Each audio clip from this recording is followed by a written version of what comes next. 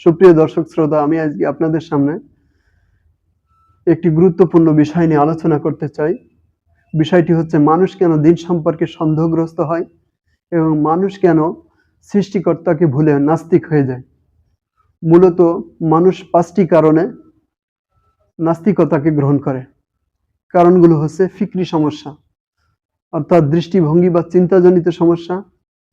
দ্বিতীয় হচ্ছে ফাহমি সমস্যা বা উপলব্ধিগত সমস্যা। তৃতীয় হচ্ছে ইলমি বা জ্ঞানগত সমস্যা।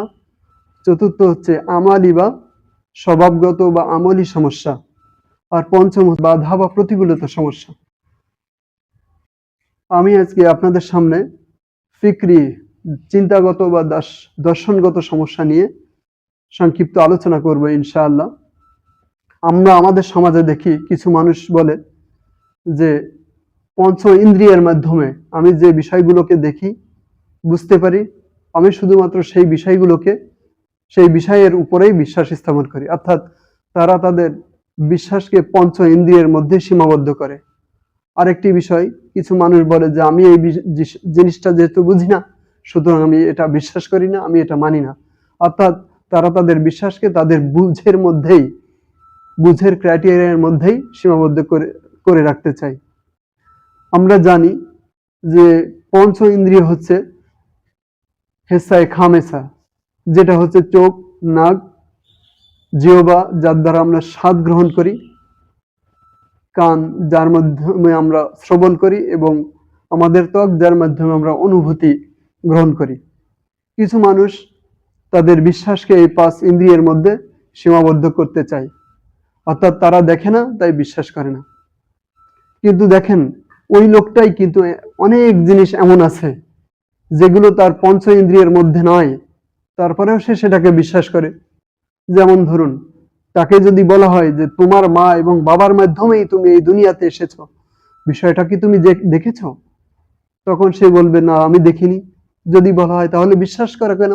তো বলবে আমার মা বাবা, ফুফা, আমার আত্মীয় স্বজন বলেছে তাই বিশ্বাস করব। তো দেখেন, কিছু মানুষের কথার উপরে ভিত্তি করেই সে তার মা এবং বাবাকে স্বীকার করে। কিন্তু চিন্তা করেন, বাবা আদম আলাইহিস সালাম থেকে শুরু করে হযরত মুহাম্মদ সাল্লাল্লাহু আলাইহি সাল্লাম এই পর্যন্ত যত নবী এসেছে, সমস্ত মানুষের মধ্যে সবথেকে সত্যবাদী, আমানতদার এবং বিশ্বস্ত এই মানুষগুলোই আল্লাহ তাআলা সম্পর্কে খবর দিয়েছে। অথচ নাস্তিকরা এই মানুষগুলোর কথাই বিশ্বাস করে না। সব থেকে বিশ্বাসভাজন ব্যক্তির কথাই যদি বিশ্বাস না করা হয়, অথচ সামান্য কিছু মানুষের কথার উপর ভিত্তি করে সে তার মা বাবার উপর বিশ্বাস স্থাপন করে এবং মা বাবাকে স্বীকৃতি দেয়। তো বিশ্বাস স্থাপন করার ক্ষেত্রে পঞ্চ ইন্দ্রিয় ছাড়াও আমরা একটা বিশেষ জিনিসের উপর বিশ্বাস স্থাপন করি, সেটা হচ্ছে সত্য সংবাদ বা খবরে সাদেক। দেখেন, আমরা যদি একটু অনুভব করি যে আমরা পঞ্চ ইন্দ্রিয়ের মাধ্যমে যে বিশ্বাসগুলো স্থাপন করি, সেটা আমাদের জীবনে এর সংখ্যা খুবই কম। বরং দেখব অধিকাংশ বিশ্বাসের ক্ষেত্রে আমরা খবরে সাদেক অর্থাৎ সত্য সংবাদের উপর বিশ্বাস স্থাপন করি। যেমন ইতিহাসের ক্ষেত্রে যদি আমি তাকাই, যে আমি পঞ্চ ইন্দ্রিয়ের মাধ্যমে এই জিনিসগুলোকে উপলব্ধি করতে পারি না, তারপরেও ইতিহাসের কিতাব থেকে আমরা বিষয়গুলোকে বিশ্বাস করি। দেখেন, আমি কখনো আমেরিকায় যাইনি, কিন্তু সত্য সংবাদের উপর ভিত্তি করে আমেরিকার বিষয়টা আমরা স্বীকার করি যে আমেরিকা বলে একটা দেশ আছে। সত্য সংবাদের উপর ভিত্তি করে আমি এটা বিশ্বাস করি যে অ্যান্টার্কটিকা নামে একটি দেশ আছে এবং যেখানে 6 মাস দিন 6 মাস রাত এবং অধিকাংশ সময় সেখানে বরফ দ্বারা আচ্ছাদিত থাকে। তো এই বিষয়গুলো আমি কিন্তু পঞ্চ ইন্দ্রিয়ের মাধ্যমে দেখি নাই, তারপরেও সত্য সংবাদের উপর ভিত্তি করে, খবরে সাদেকের উপর ভিত্তি করে আমি বিষয়গুলোকে বিশ্বাস স্থাপন করি। তো আরেকটা বিষয় আছে, কেউ কেউ বলে যে আমি দেখি না তাই বিশ্বাস করি না। এখন কাউকে যদি একটা বিল্ডিং এর পাশে নিয়ে গিয়ে বলা হয় যে ভাই এটা একটা বিল্ডিং, তুমি কি বিশ্বাস করো? তো তখন সে প্রশ্নকারীকে বলবে, ভাই আপনি তো একটা মূর্খের মতো কথা বললেন, এটা যে বিল্ডিং এটা তো দেখাই যাচ্ছে। সুতরাং চাক্ষুষ বিষয়ে বিশ্বাসের কি হলো? কেউ যদি কাউকে বলে, ভাই এটা আমার আঙ্গুল, আপনি কি বিশ্বাস করেন? তো প্রশ্নকারীকে বলা হবে, ভাই আপনি তো বোকার মতো কথা বললেন, এটা যে আঙ্গুল এটা তো চাক্ষুষ দেখা যাচ্ছে। সুতরাং এখানে বিশ্বাসের কি হলো? বিশ্বাস তো ওই জিনিসের উপরেই স্থাপন করতে হয় যে জিনিস চোখে দেখা যায় না। যে জিনিসটাকে পঞ্চ ইন্দ্রিয়ার মাধ্যমে অনুভব করা যায় না, সেই জিনিসের উপরেই তো বিশ্বাস স্থাপন করতে হয়। আর সেটা যদি না হয়, আপনি স্পর্শের দ্বারা ধরলে এটা বিশ্বাসের কি হলো? এটা তো বাস্তব হয়ে গেল, চোখের সামনে চাক্ষুষ হয়ে গেল।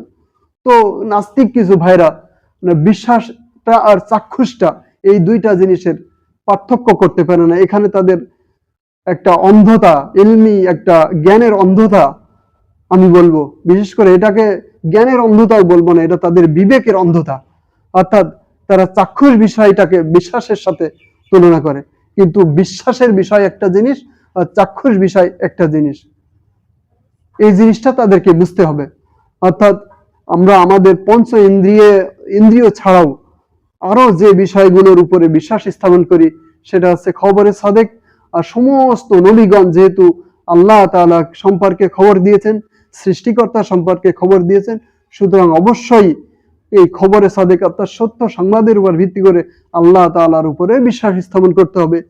আর খবরে সাদেক আরেকটা জিনিস, কোনো একটা বিষয় সম্পর্কে এত বেশি মানুষের কথা বলা যে মানুষগুলোকে মিথ্যাবাদী সম্পন্ন করা যায় না। যেমন বিশ্বের মধ্যে শত শত কোটি মানুষ আছে যারা মানে হাজার হাজার বছর ধরে এই মানুষগুলো আল্লাহ তাআলাকে বিশ্বাস স্থাপন করছে, আল্লাহ তাআলার উপর বিশ্বাস স্থাপন করছে। তো এই সমস্ত মানুষকে একসাথে মিথ্যাবাদী হিসেবে কখনো সাব্যস্ত করা যায় না। তো এই অসংখ্য মানুষ যেহেতু আল্লাহ তাআলাকে স্বীকার করে, সৃষ্টিকর্তাকে স্বীকার করে, এই হিসেবেও এটাকে খবরে সাদেক হিসেবে আমরা প্রতিপন্ন করতে পারি।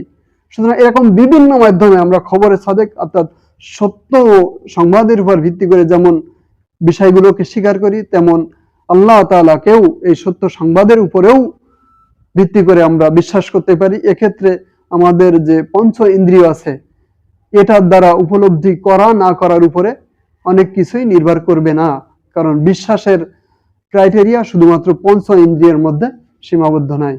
এ কথা আমরা আমাদের আশেপাশে যে সমস্ত মানুষ দিন সম্পর্কে সন্দিহান, বিশেষ করে আল্লাহ তাআলাকে যারা স্বীকার করতে চায় না, সৃষ্টিকর্তাকে যারা স্বীকার করতে চায় না, এই বিষয়টার দাওয়াত আমরা এভাবে দিতে পারি। পরবর্তীতে ইনশাল্লাহ আরো যে চারটি কারণে নাস্তিক হয়ে গেছে, নাস্তিকতাকে ধারণ করে, চারটা বিষয়কে তুলে ধরা হবে এবং এর বিপরীতে প্রতিকারকে ধীরে ধীরে আলোচনা করা হবে ইনশাল্লাহ। আপনারা পরবর্তী আমাদের ওই এপিসোডগুলোর দিকেও আপনারা নজর রাখবেন, তাহলে নাস্তিকতার সমগ্র কারণ এবং তার প্রতিকারগুলো আপনারা জেনে নিতে পারবেন এবং এটা আপনাদের দাওয়াতের ক্ষেত্রে একটা চমৎকার ইলম হবে বলে আমি ধারণা করি।